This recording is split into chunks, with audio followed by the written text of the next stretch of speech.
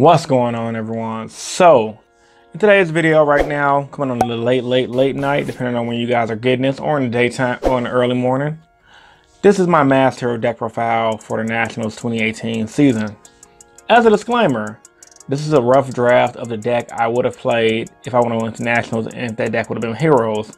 Not saying I would have played Heroes at the North American NAWCQ, but if I would have played the deck, this is like a rough draft version of the deck I would have played.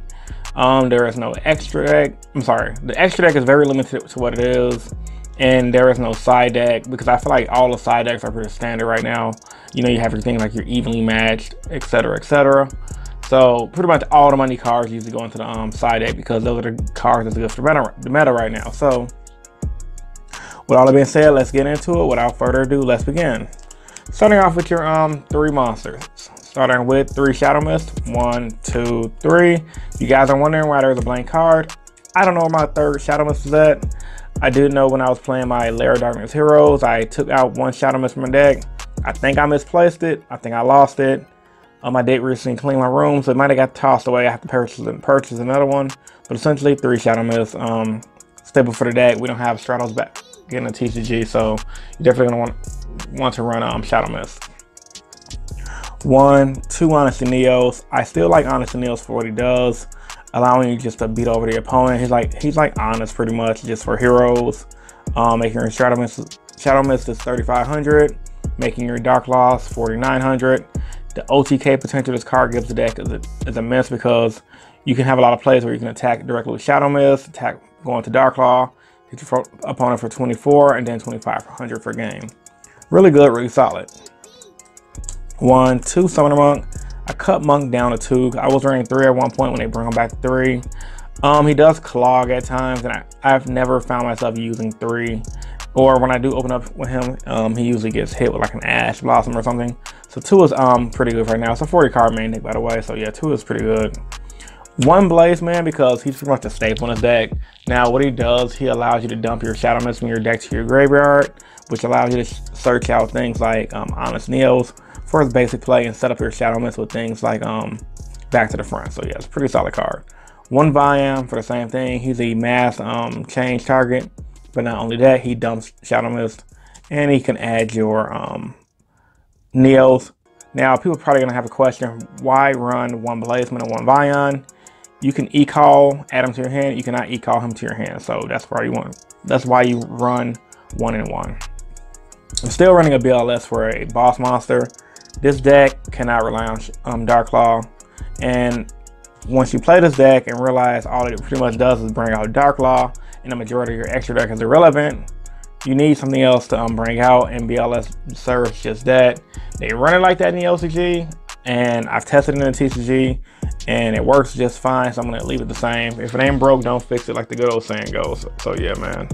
BLS is a solid card to run for this deck. Now my hand traps are kind of wacky, only because I'm not paying money for Ash Blossoms. Not that I'm broke, it's just that I can't justify paying the price for Ash Blossoms. But if you have the money cards, you have the expensive cards, you can play that. But I'm running my budget hand trap lineup, which is 2 Ghost Ogres, 2 Effect Veiler, my 1 random Ash that I pulled out of my box, and 1 Droll. Now effectively, you can add another Droll because a lot of decks in this format searches. But if you got a variety of hand traps like I got here, you might as well run them because they're all going to be pretty solid what they do.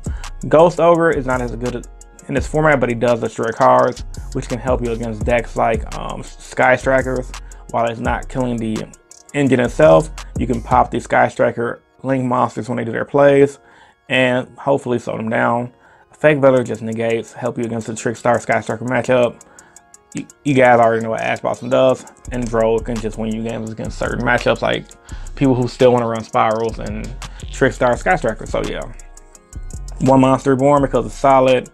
I feel like it's a staple. Some people don't run it. I understand why, because it doesn't do much for you first turn. But in a deck like this where you literally rely on making Dark Claw first turn, if they do something like randomly Ghost Ogre here, Shadow Mist off of a Hero Lives, this is really good to run.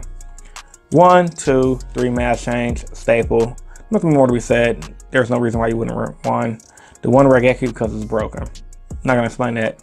You run a Soul Charge for once again for instances where you are playing against somebody who's running back row and they may be running Solemn Strike or Warning still, you're going to want to bring back Shadow Mist.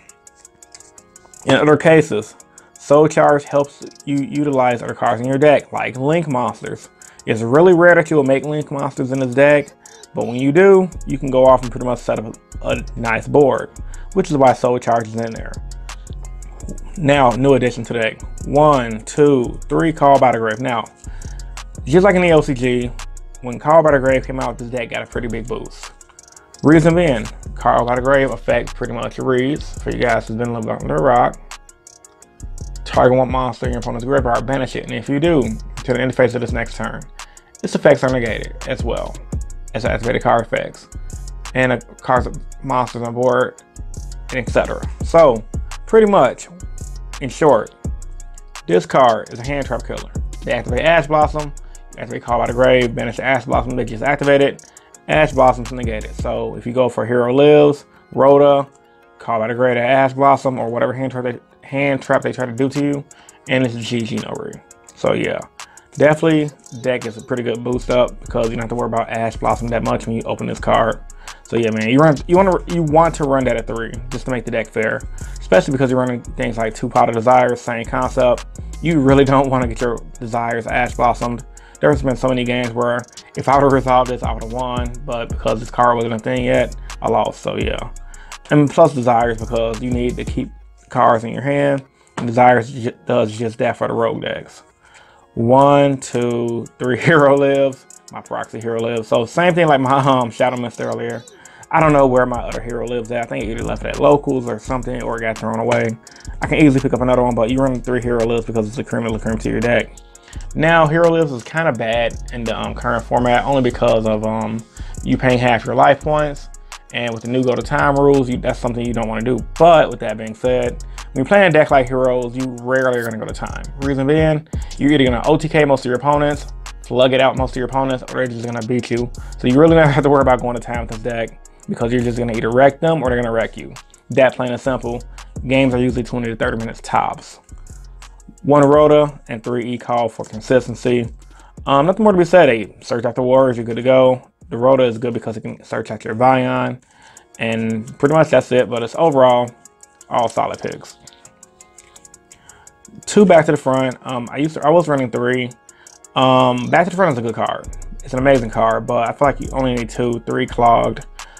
Simple combo, you dump Shadow Mist with Vion, you search out Honest Nails, set to the Back to the Front, you have your Dark Law set up for next turn. So pretty much what I do 9 times out of 10 with this deck.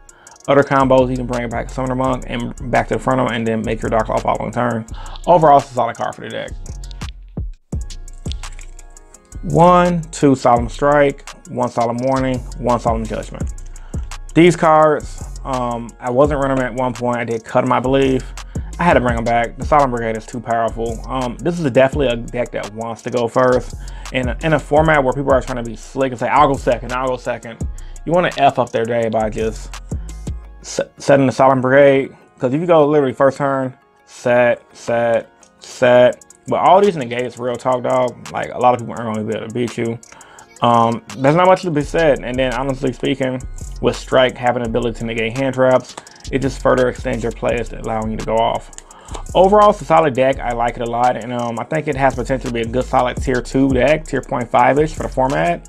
Definitely nowhere near tier 1 because the format is retarded with Trickstar Sky Strikers, but it could definitely still snatch a few games from them if you know what you're doing and if you have the maximum side deck cards that this deck will require. I'll go over those in a minute, but let me go to the extra deck real fast.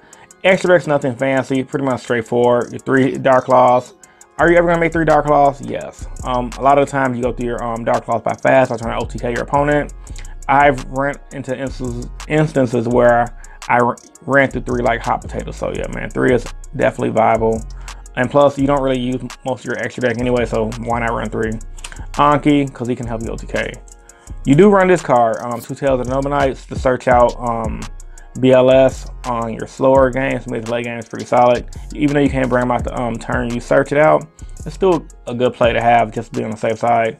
Then for those Soul Charge plays, Proxy Dragon, Decode Talker, Black Uska, you run him a lot if you have a bad hand and you open up a Monk. Castell, you do run this a lot too. Diamond Dyer, run this a lot too, especially with soul charge plays. Then everything else is just random soul charge plays. But overall, guys, so 15 card extra deck. You can play with the extra deck to your liking. This is just what I'm comfortable with what I have at the time being. But most of the times, you're going Dark Claw, Anki, Baguska, and Two Tails and Overnight. Nothing more, nothing less. Now, a lot of you guys are probably gonna ask, well, Chris, what about side deck? I don't have none of the fancy side deck cards. I don't have anything expensive right now. But decks like this deck, rogue decks in general, you definitely want to take advantage of cards like Evenly Matched. It's one of the best side deck cards in the game right now, if not main decked, just for what it does. This deck really doesn't need back row destruction.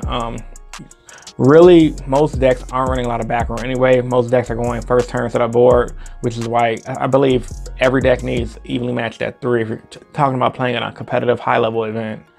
And then, of course, you can side deck your Twin Twisters for those low tier rogue decks that just like to run a lot of back row.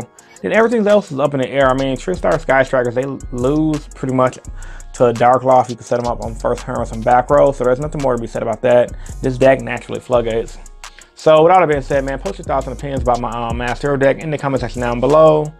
I will be doing another update to this deck once we get Salaman to the TCG, and once that Hero 10 drop, I believe it drops September or August. So whenever that Hero 10 drops, definitely expect an update. Yeah, man, so tell me what you guys think. Subscribe if you haven't. This is InnovationYGO, and I'm signing out. Peace and stay innovative. Deuces.